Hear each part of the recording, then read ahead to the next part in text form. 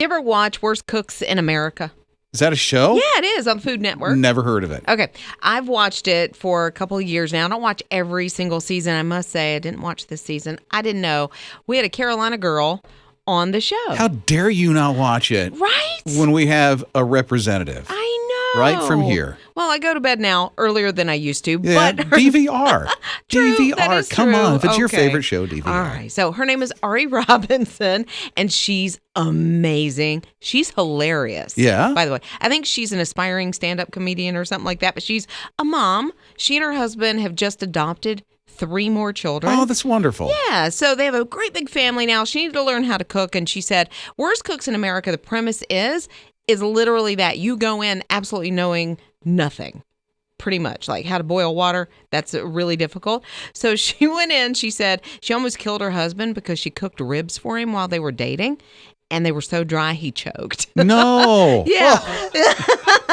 So she... And you said yes? I know. After he said, will you marry me? I know. So she beat out 10,000 people that had applied to be on the show, and then she beat the other 13 contestants. She won $25,000. Overall winner. Oh, that's so good. She won the whole thing. Now, here is what she went from dry ribs, almost hurt her husband, to making her finale meal. It was lobster. That's wonderful. And sunchoke mash, which is like an artichoke, seared duck breast, and salad. I'm thinking she's in the Carolinas. Yes. I'm thinking she just needs to visit. She does. Yeah. Lizz's Ugly Bakery.